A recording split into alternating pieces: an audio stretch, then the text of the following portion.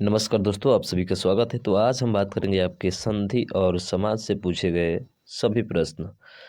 लगभग 200 previous year question है आपके यूपी पुलिस और यूपीएसआई, एएसआई, चाहे आप सीआरपीएफ की तैयारी कर रहे हो, स्टेनोग्राफर का, उसके लिए भी आपका सफिशिएंट है, जिसमें हिंदी व्याकरण आपकी पूछी जाती है। ठीक है, तो देखेंगे पहला क्वेश्चन आपके सामने दिया गया है। इसमें पूछा है कि 4 विकल्प दिए गए हैं और पूछा है कि संधि विच्छेद वाला विकल्प है। जैसे सुक्ति दिया है, अब सुक्ति का संधि विच्छेद आपको करना है, क्या होगा? तो देखिए सुक्ति का संधि विच्छेद करेंगे तो ये आएगा क्या? सुधन उक्ति। क्या आता है? सुधन उक्ति आता है और यही क्या कहलाता है? सुक्ति कहलाता है। तो ये वाला देखिए किस विकल्प में दिया गया है आपका, तो विकल्प नंबर देखेंगे तो ऑप्शन नंबर ए में दिया गया है, तो ए वाला आपका क्या हो जाएगा? राइट आंसर हो जाएगा। कहीं कोई दिक्कत? कोई दिक्कत नहीं, ठीक है। चलिए अब नेक्स्ट क्वेश्चन की तरफ चलते हैं और यहाँ पे रहा आपका अगला क्वेश्चन। इसमें पूछा गया है कि सदैव शब्द का विच्छेद है। तो देखिए सदैव यानी कि सदा धन एव, जब इसका विच्छेद करेंगे तो ये आएगा सदा धन एव, तो ये बनेगा आपका सदैव। तो देखिए ये कहाँ पे है? इसमें नहीं, इसमें नहीं, इसमें नहीं है, तो कौन सा? ये वाला है। ये ऐव है, ठीक है, और एव होता है, तो इसलिए ऑप्शन नंबर डी आपका क्या हो जाएगा? राइट आंसर हो जाएगा, ठीक है। अगला है, निम्नलिखित में से कौन सा संधि विच्छेद का एक गलत उदाहरण है? यानी कि इसमें से आपको देखना है कि गलत उदाहरण कहाँ कौन सा है आपका, ठीक है, उसको आपको बताना है इसमें। तो देखिए और बताइए क्या होगा इसका आंसर। देखिए महाधन ओज, महौज बिल्कुल सही है। पौधन अक, पावक, ये भी सही है। नौधन अक, नौधन एक यानी कि नाभिक होता है, ठीक है। नौधन एक क्या होता है? नाभिक होता है। परधन उपकार, देखिए हमारे मुख से निकला क्या? परधन उपकार, यानी कि ये पर और धन उपकार होना चाहिए, लेकिन दिया क्या है भाई साहब? परोधन उपकार दिया है, इसलिए ये वाला विकल्प बिल्कुल क्या है? गलत है और यही हमसे पूछा है, तो ऑप्शन नंबर डी क्या होगा? राइट आंसर हो जाएगा, ठीक है। देखिए यहाँ पे दिया गया है, ये वृद्धि संधि है। वह जो रहता है जिसमें ज़्यादातर वह पूरा रहता है तो वो अयाद संधि होती है, ठीक है। तो ये अयाद संधि है और अ का मात्रा होता है तो वृद्धि संधि होती है। अगर एक मात्रा रहे तो क्या होता है? गुण संधि होता है, ठीक है। एक मात्रा ये वाली रहे चाहे ओ वाली रहे, ठीक है, तो दोनों का मतलब होता है गुण संधि ज़्यादातर होते हैं, ठीक। बाकी अपवाद में तो होते ही हैं कुछ, उनको याद रखना पड़ता है आपको, ठीक है ना। अगला है कि बद्धोत्सव का संधि विच्छेद रूप क्या है?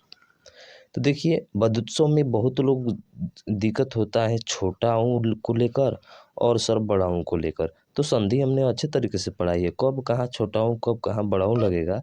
आप जाइए और प्लेलिस्ट में आपका हिंदी व्याकरण से होगा टॉपिक, ठीक है। संधि उसमें पढ़ा दी गई है, आप देख सकते हैं। हाँ, इस वीडियो को ज़्यादा से ज़्यादा शेयर कीजिएगा अगर अच्छे से आपको समझ में आ रहा होगा तो, ठीक है।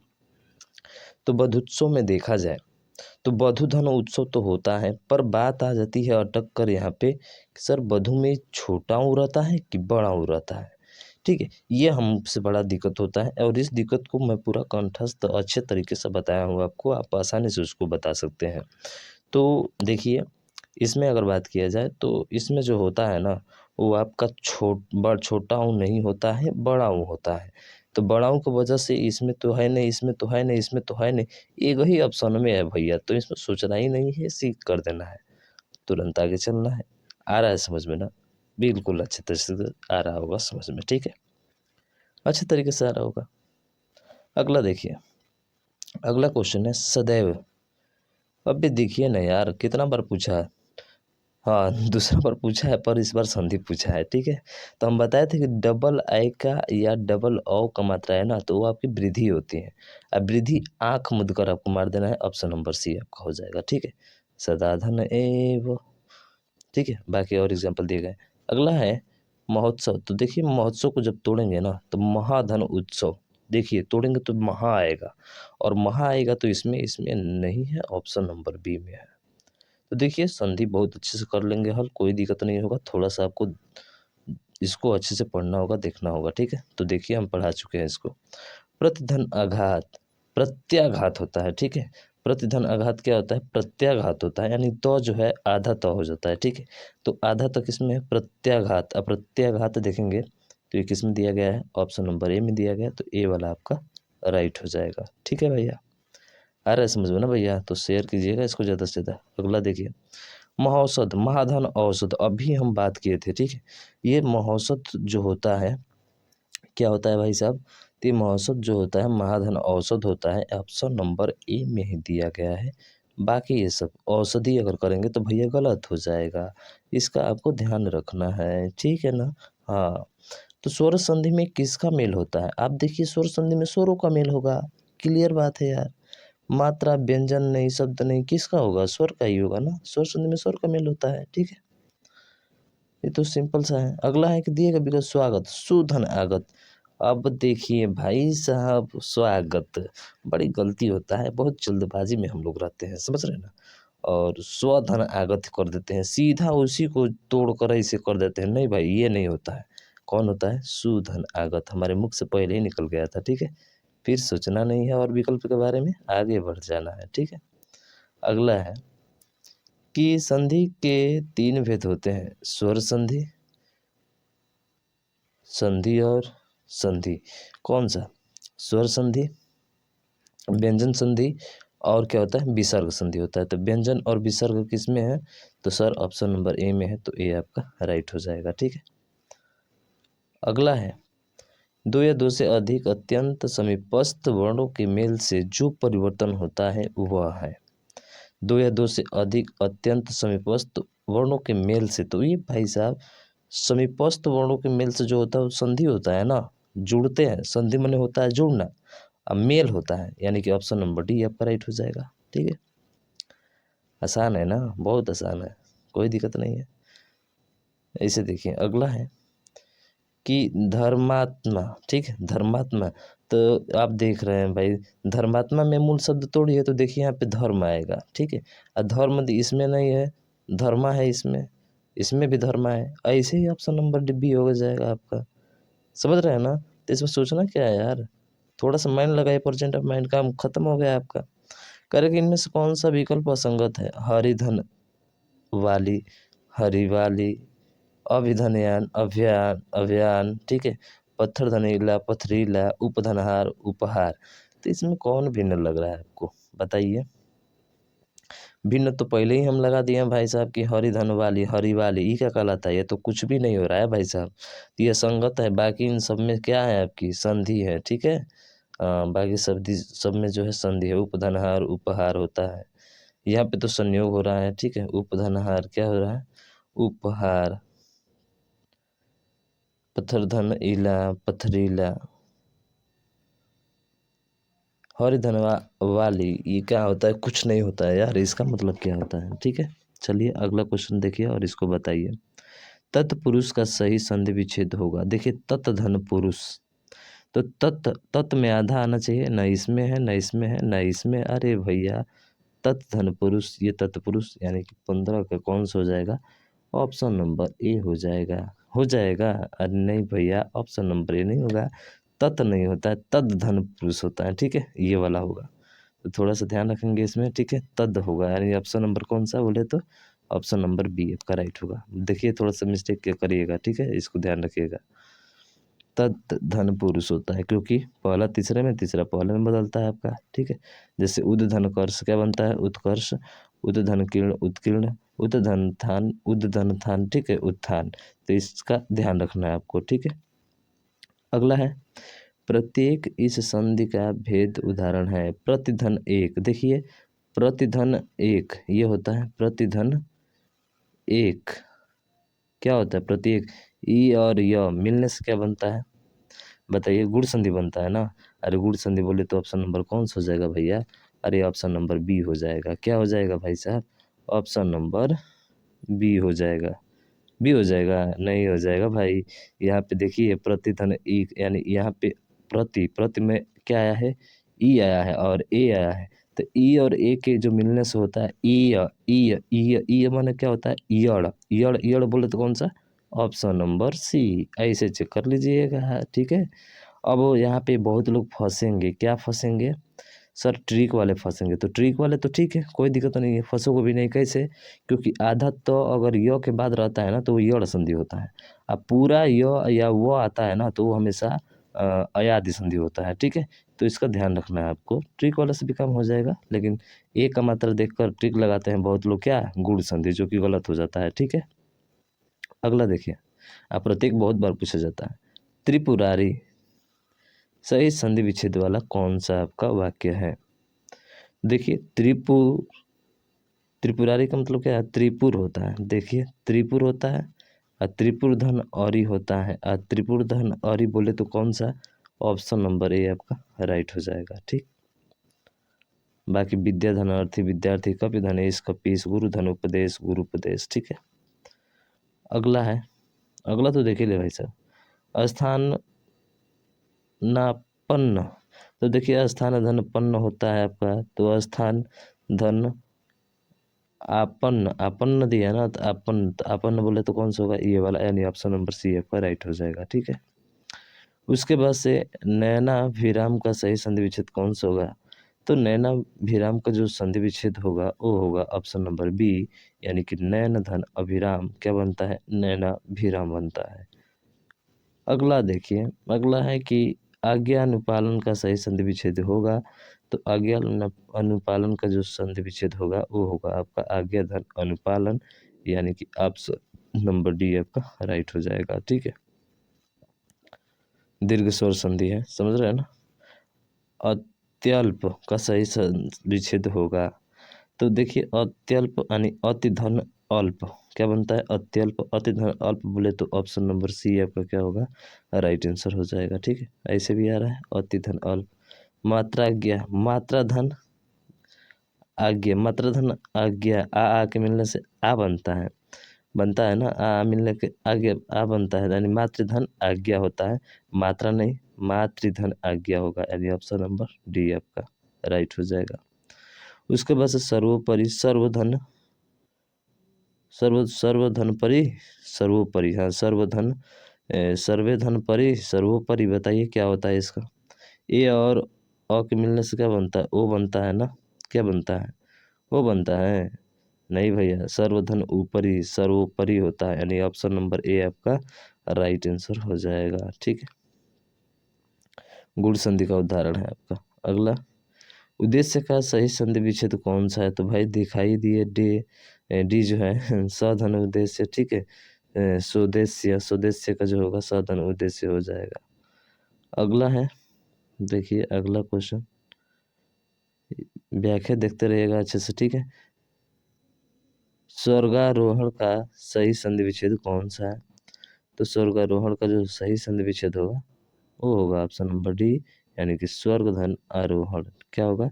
स्वर्ग धन आरोहण, स्वर्गारोहण, ठीक है। ये भी दीर्घ आपका किसका है?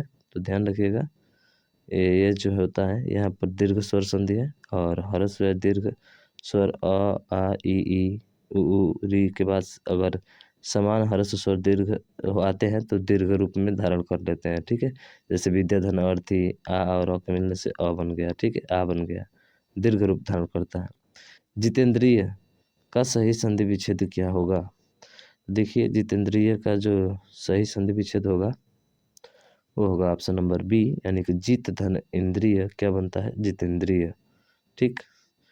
उसके बाद से अगला है, इनमें से अभिउदय शब्द का सही संधि विच्छेद कौन सा होगा? तो अभिधन उदय, ठीक है। अभिधन क्या होता है? उदय होता है, यानी ऑप्शन नंबर बी आपका राइट हो जाएगा, ठीक। उसके बाद से अगला क्वेश्चन चले, गीतांजलि। देखिए, गीत धन अंजलि बहुत बार पूछा जाता है। अंजलि में ये ध्यान रखिएगा, ये वाला मात्रा तो कभी होता नहीं है, ठीक है। जली तो यहाँ पे कभी नहीं आएगा। अंजलि, गीत धन अंजलि, और अंजलि देखिए गीत धन अंजलि, तो गीतांजलि, तो गीत धन अंजलि होगा, तो गीत धन अंजलि इसमें तो नहीं है, केवल किस में है? डी में है, तो डी वाला आपका राइट हो जाएगा।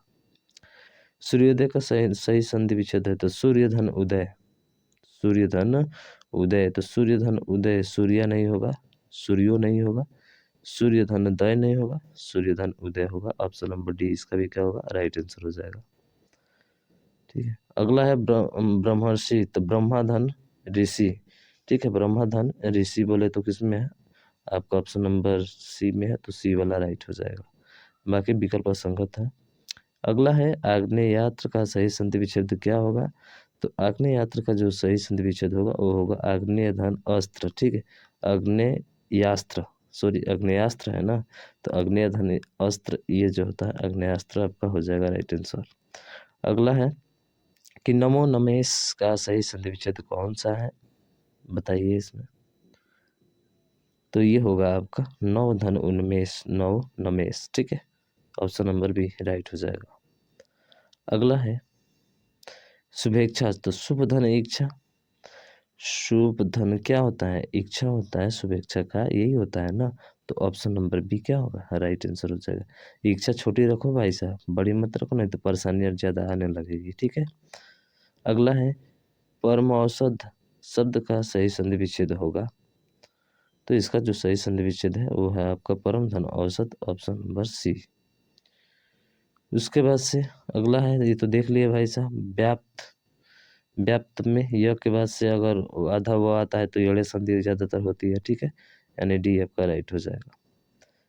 देखिए य व के बाद से कोई शब्द आधा आता है तो यड़ संधि होता है, देख रहे हैं ना, यहाँ पे दिया गया एग्जाम्पल, ठीक है। सत्याग्रह, देखिए अभी यड़ संधि है तो सत्य धन आग्रह होता है, क्या होता है, सत्य धन आग्रह, बोले तो ऑप्शन नंबर डी।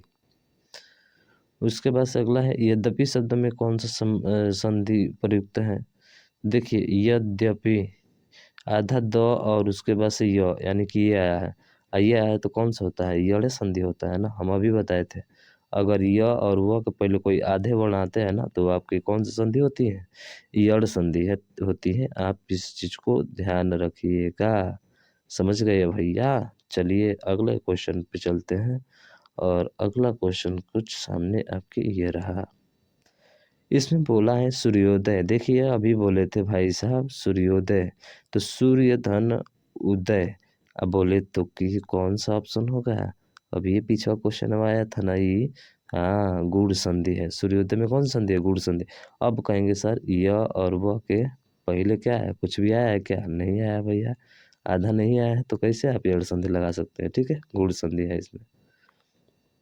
अगला देखिए, अगला है पवित्र, तो पोधन इत्र होता है, ठीक है, पोधन इत्र होता है, उसी को पवित्र बोला जाता है। तो पोधन ये नहीं है, ये नहीं है, कौन सा है, ऑप्शन नंबर डी है, तो डी वाला क्या होगा राइट आंसर हो जाएगा।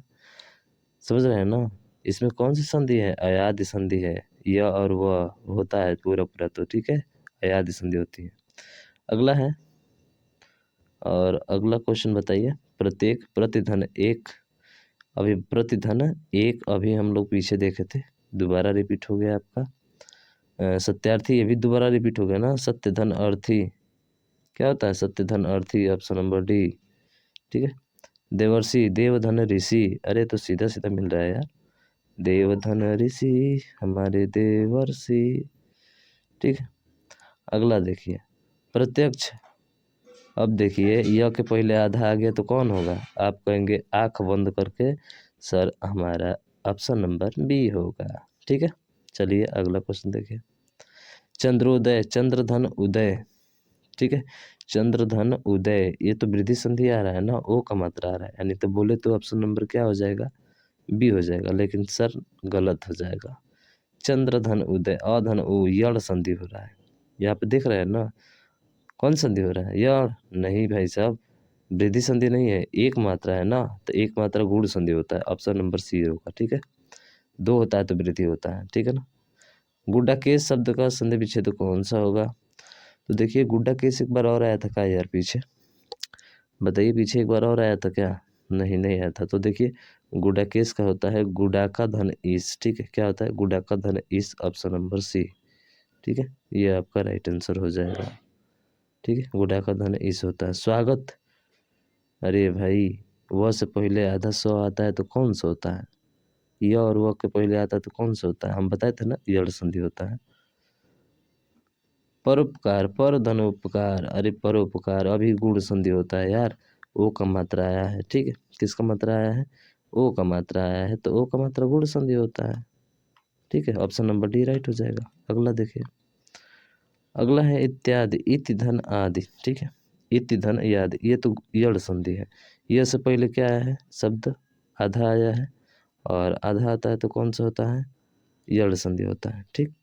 अगला हिमालय, हिम धन आलय, ये तो सब लोग जानते हैं, ऑप्शन नंबर डी आपका राइट हो जाएगा।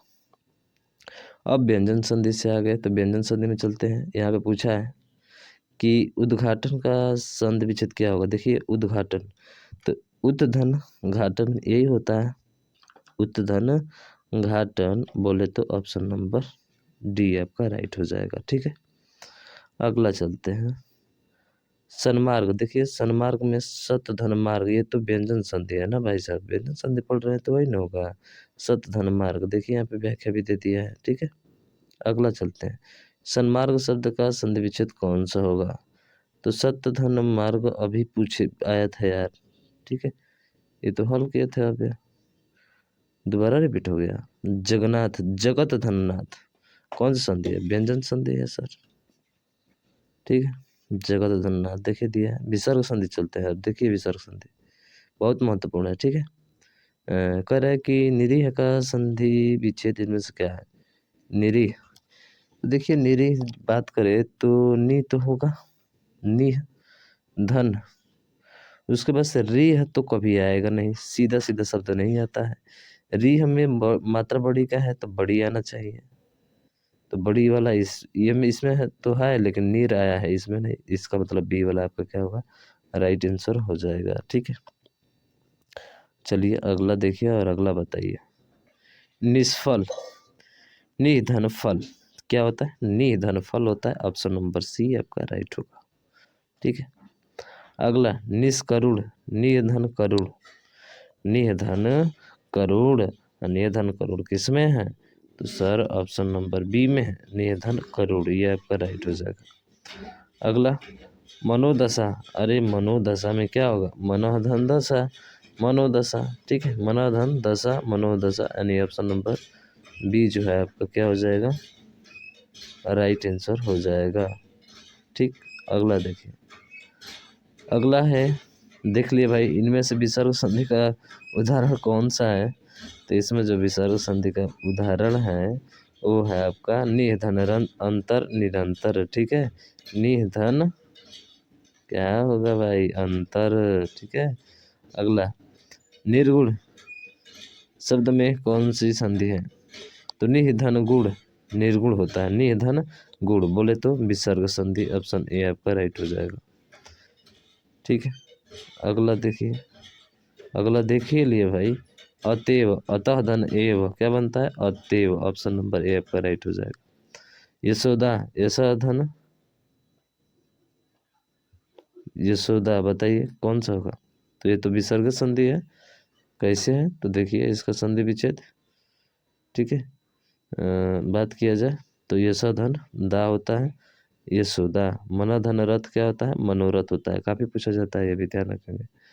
अगला है कि निर्विवाद शब्द का संधि विच्छेद कौन सा होगा, तो निधन विवाद, निर्विवाद। ठीक है, निधन विवाद बोले तो ऑप्शन नंबर क्या हो जाएगा इसका, आपका सी सही हो जाएगा।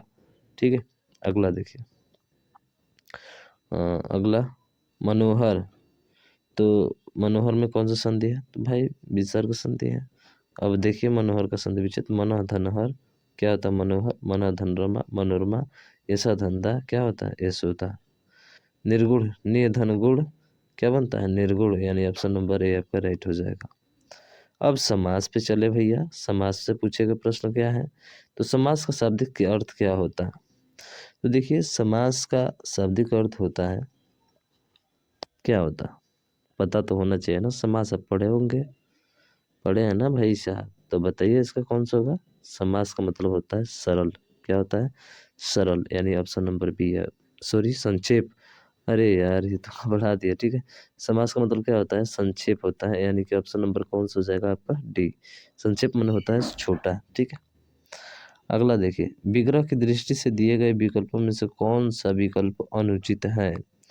वन में वास, चंद्र का प्रकाश, देश पर निकला, जल की धारा, अनुचित समझना है। ठीक है, आपको अनुचित ये नहीं कि उचित, आप इसमें चुनकर बता दीजिए। वन में वास, चंद्र का प्रकाश, जल की धारा, देश पर निकाला, बताइए कौन सा होगा। इसमें जो होगा वो आपका देश पर निकाला, ये कौन सा है जी, ये ये विकल्प अनुचित है। सॉरी, ठीक है ना। चलिए अगला क्वेश्चन देखिए।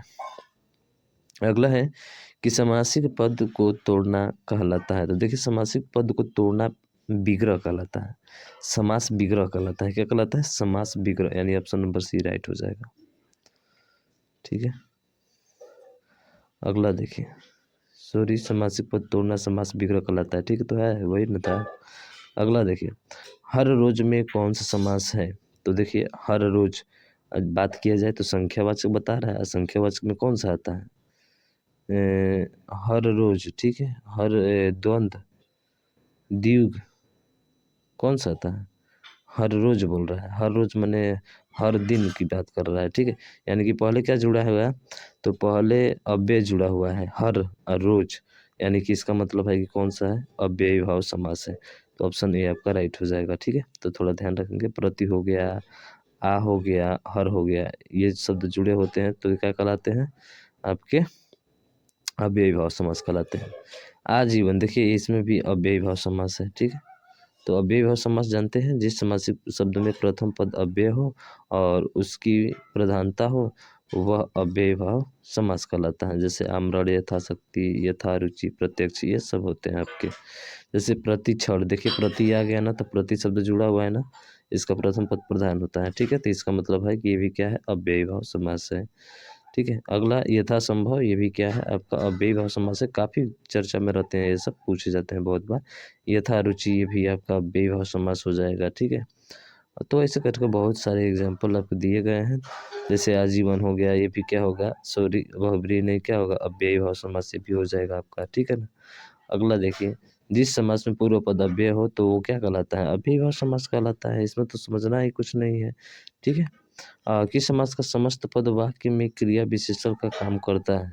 तो देखिए जो क्रिया विशेषण का काम करता है सेम आपका यही है अव्ययी भाव समास। तो ध्यान रखिएगा, किस समस्त पद वाक्य में क्रिया विशेषण का कार्य, किसका? क्रिया विशेषण का, वो कौन कहलाएगा? अव्यय कहलाएगा आपका। ठीक है, इसको भी ध्यान रखना है। अगला यथा स्थान, देखिए यथा जुड़ता है तो अव्ययी भाव समास ही होता है आपका। भर पेट, देखिए भर पेट, यानी ये इसमें भी आ रहा है तो ये भी कौन सा है? आपका अव्ययी भाव समास है। ठीक है, अगला यथाशक्ति, यानी शक्ति के अनुसार बोले तो अव्ययी भाव समास, यानी ऑप्शन डी आपका राइट हो जाएगा। उसके बाद से अगला है यथासंभव, बहुत बार पूछ दिया भाई साहब, अव्ययी भाव समास। ठीक है, उसके बाद से यथाशक्ति, ये भी पूछ दिया। चलिए हटाते हैं इसको। आजीवन, ये भी अव्ययी भाव समास है।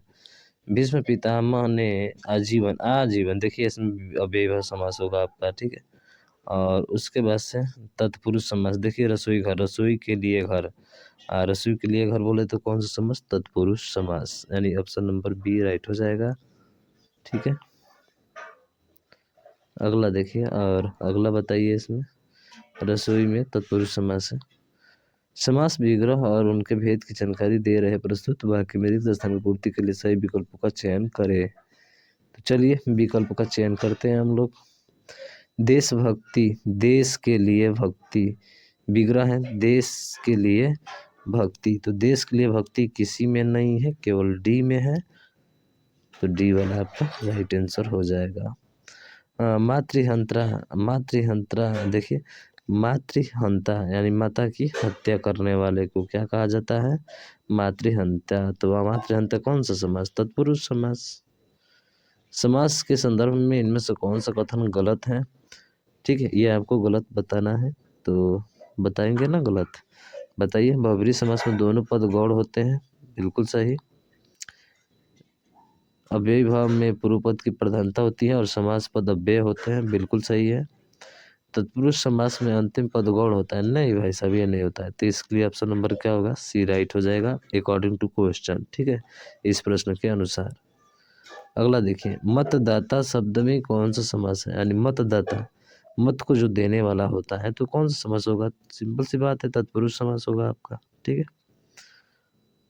अगला प्रेम सागर, प्रेम का जो सागर है उसी को प्रेम सागर बोला जाता है, और प्रेम सागर बोले तो ऑप्शन नंबर बी, यानी तत्पुरुष समास। नीति निपुण शब्द में कौन सा समास है? तो नीति में निपुण, ठीक है, ये भी तो आपका किस में आ रहा है? तत्पुरुष में आ रहा है। तो तत्पुरुष में ही होगा। सत्याग्रह, सत्य, धन, आग्रह, भाई साहब ये भी तत्पुरुष है समास है, ठीक है। अगला, रसोई घर में कौन सा समास, अभी बात करते तत्पुरुष, ठीक है। नेत्रहीन, नेत्र से हीन, यानी कि इसमें भी तत्पुरुष समास ये आपका है। पुत्र शोक, पुत्र के लिए शोक, इसमें भी तत्पुरुष समास है, ठीक है। तत्पुरुष समास बोले तो ऑप्शन डी हो जाएगा। अगला, मुंह तोड़ में कौन सा समास है, तो देखिए मुंह तोड़ में समास जो है वो है आपका तत्पुरुष मुंह तोड़, ठीक है। मुंह तोड़ में वही समास है, विग्रह करेंगे तो मुंह तोड़ने वाला, ठीक है, मुंह तोड़ने वाला। देशभक्ति, देश के लिए भक्ति, ये भी तत्पुरुष समास है, ठीक। देशार्पण यानी देश के लिए अर्पण, यानी ऑप्शन नंबर ए आपका हो जाएगा।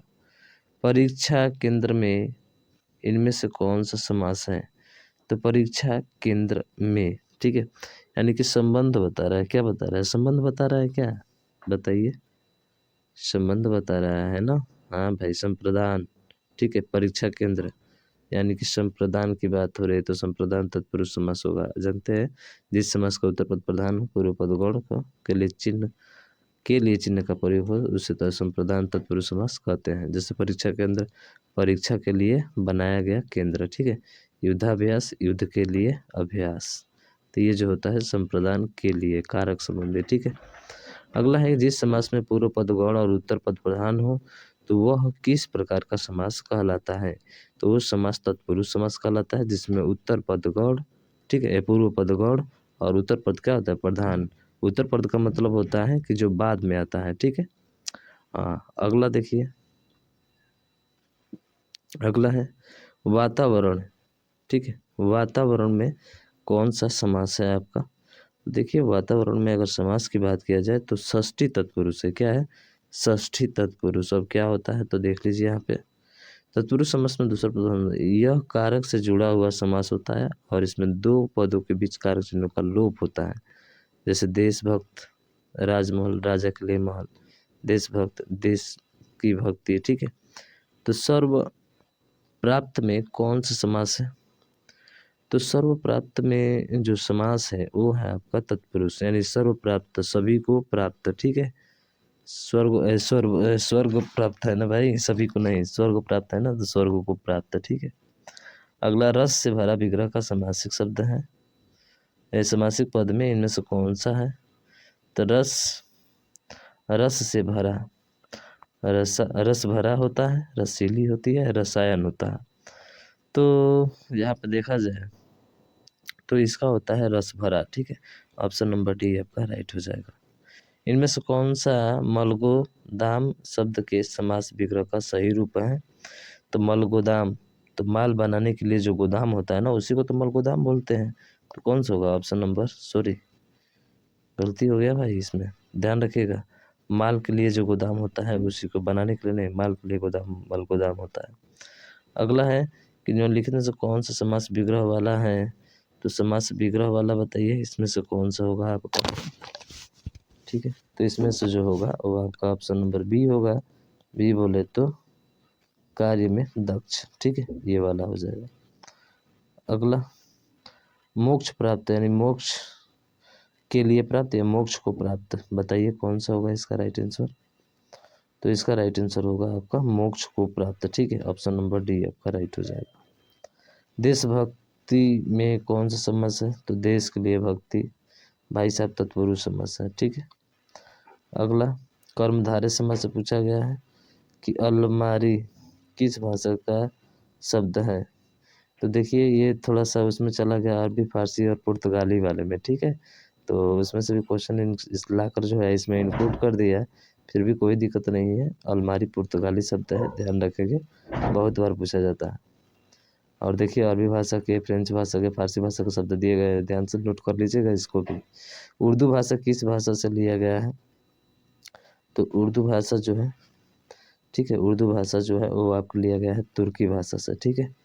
कहाँ से, तुर्की भाषा से। लालटेन शब्द इनमें से क्या है, तो देखिए लालटेन की अगर बात किया जाए तो ये क्या होगा, तो ये होगा आपका तत्सम शब्द, ठीक है। ऑप्शन नंबर बी आपका राइट हो जाएगा। तो ये लालटेन, सॉरी लालटेन यार विदेशा शब्द है ना, थोड़ा सा ध्यान रखिएगा। लालटेन क्या है आपके, विदेशी शब्द है, ठीक है। चलिए देखते हैं और अगला क्वेश्चन यह रहा आपके सामने। इनमें से कौन सा शब्द जो है विदेशी है? तालाब, पेड़, खंड और खुद।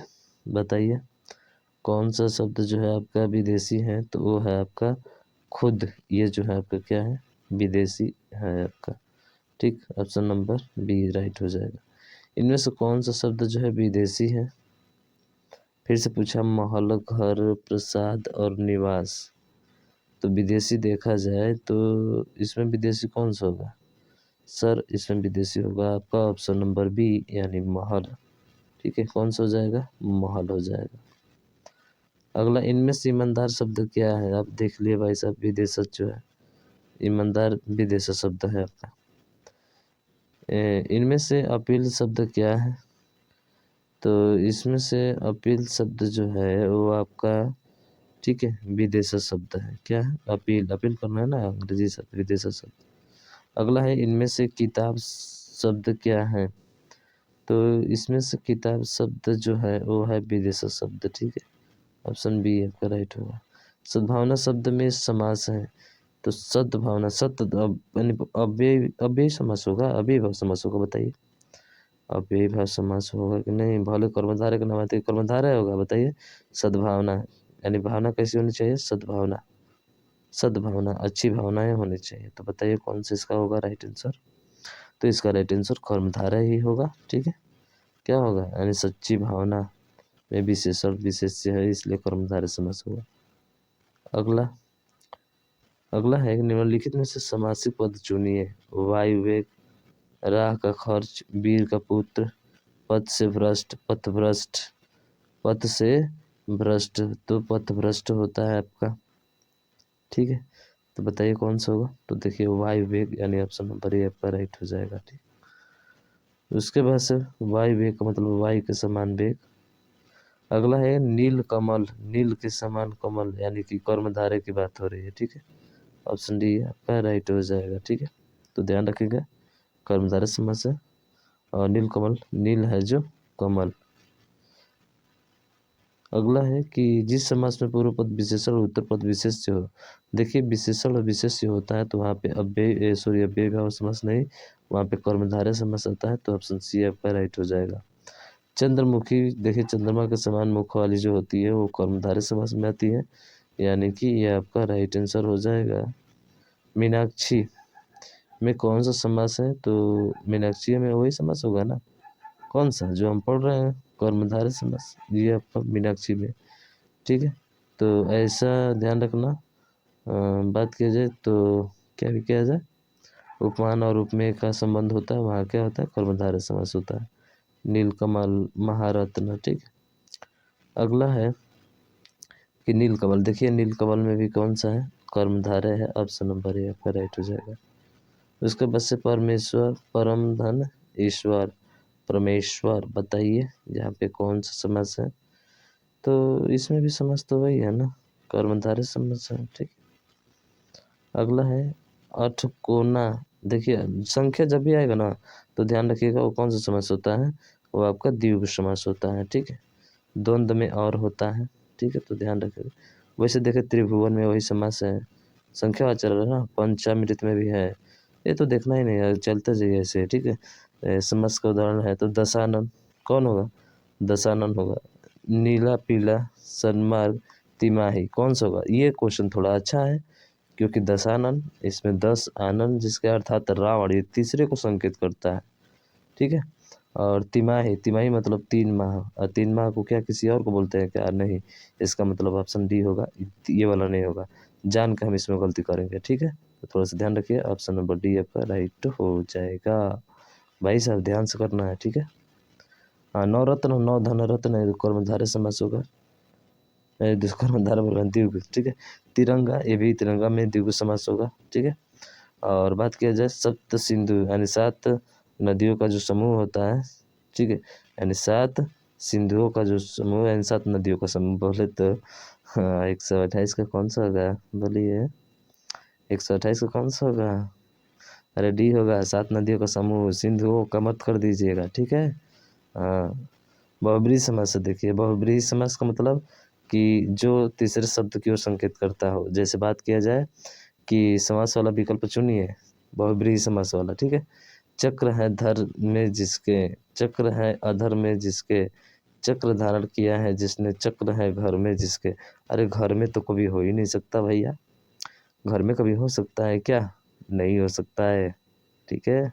तो इतना तो ध्यान रखना।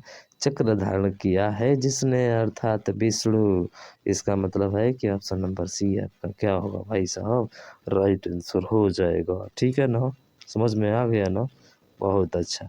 अगला देखिए 130वां क्वेश्चन बोल रहा है कि सही समास वाला विकल्प पहचानिए। दशानन, दस है आनंद जिसके अर्थात रावण, ठीक है, अर्थात रावण। कनफटा इस समास भेद का उदाहरण है।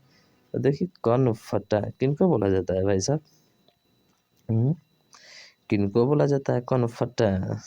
है तो बहुब्रीहि समास, पर कनफटा का क्या अर्थ होता है? तो चलिए देखिए यहाँ पे बात किया जाए तो समास का उदाहरण है वे समास को, ये तो ठीक है भविष्य से, जबकि समास के उदाहरण है पीताम्बर, वो तो जानते ही है, दशानन पता है, चतुरानन पता ही है, ठीक है।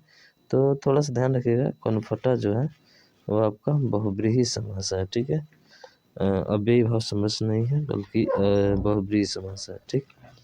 जिस समास में दोनों पदों के माध्यम में एक विशेषण यानी तीसरे के अर्थ का बोध होता है तो वह बहुब्रीहि समास होता है, जो तीसरा का बोध होकर आता है, ठीक है।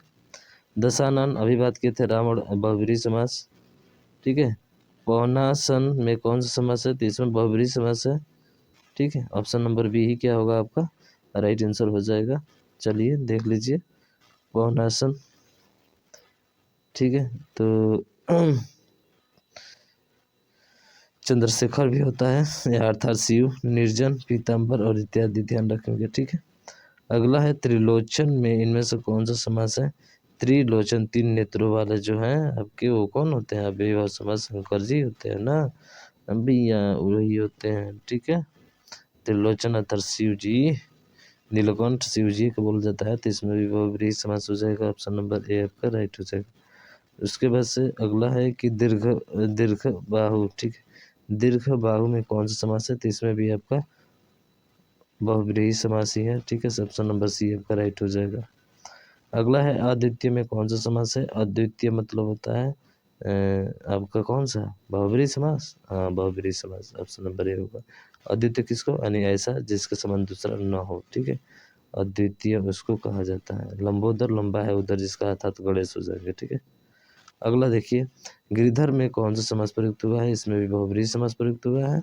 गिरिधर यानी श्री कृष्ण, ठीक है। गिरिधर मतलब क्या? श्री कृष्ण होगा ना, नहीं होंगे तो बताइए कमेंट करके क्या होगा। तो दिया ही है श्री कृष्ण होगा, ठीक है। डी मुरारी, अरे कृष्ण को बोलते हैं भाई साहब, इसमें भी अव्ययी भाव समास है, ठीक है। सॉरी बहुब्रीहि समास हम पढ़ रहे हैं ना, बहुब्रीहि होगा, ये तो सीधा सीधा है। अगला देखिए द्वंद्व से, जिस समास में दोनों पद प्रधान होते हैं जैसे माता और पिता, ठीक है, तो वो आपका कौन सा होता है? द्वंद्व समास होता है। द्विगु नहीं, कौन सा? द्वंद्व, ऑप्शन नंबर बी राइट हो जाएगा। थोड़ा और बहुत, देखिए थोड़ा बहुत भी कौन सा है? तो वो है आपका ध्यान रखिएगा, ये भी दो प्रकार का वैकल्पिक द्वंद्व इसको बोलते हैं हम लोग, ठीक है। थोड़ा सा ऐसा ही है ना भाई साहब, तो थोड़ा एडवांस पूछता है। घास फूस, घास फूस में कौन सा है? तो इसमें द्वंद्व समास है, घास और फूस, ठीक है। माता पिता, माता और पिता होता है ना, वैसे करके है। समास के संदर्भ में इनमें से कौन सा कथन सही है, ये आपको बताना है। तो इसमें जो सही है वो आपका ऑप्शन नंबर ए है, यानी द्वंद्व समास में सभी पद क्या होते हैं? प्रधान, यानी कि दोनों पद इसमें प्रधान होते हैं, तो ये आपका सही हो जाएगा। अगला है कि जिस समास में पूर्व पद और उत्तर पद दोनों प्रधान होते हैं क्या कहलाता है? द्वंद्व समास कहलाता है। उसके बाद से धर्माधर्म में कौन सा समास है? बहुत बार पूछा जाता है, धर्मा और धर्म द्वंद्व समास है, ऑप्शन नंबर बी राइट हो जाएगा आपका, ठीक है। खान पान, खान और पान, यानी इसमें भी द्वंद्व समास है, ऑप्शन नंबर डी आपका राइट हो जाएगा। राम कृष्ण, राम और कृष्ण, इसमें भी द्वंद्व समास है, ऑप्शन नंबर ए आपका राइट हो जाएगा, ठीक है। अन्न जल, अन्न और जल, इसमें भी आपका कौन समास है? द्वंद्व समास है, यानी डी राइट हो जाएगा। तो पूरा जो है लगभग 149 और इसके साथ जो एक्सप्लेनेशन था इसको मिलाकर 50 जोड़ दिया जाए तो 200 के करीब में पहुँच जाएंगे, 200 प्लस से पहुँचेंगे। ठीक है, तो मुझे आशा है कि वीडियो ये समझ में आया होगा, तो ज़्यादा से ज़्यादा इसको शेयर कीजिएगा। अभी तक चैनल को सब्सक्राइब नहीं किया तो सब्सक्राइब कर लीजिएगा और बेल आइकन को दबा दीजिएगा, ताकि जो भी वीडियो इस तरह का अपलोड है उसका नोटिफिकेशन आप तक पहुँच जाए। तो मिलते हैं नेक्स्ट वीडियो में नेक्स्ट टॉपिक के साथ। आज के लिए बस इतना ही। जय हिंद, जय भारत।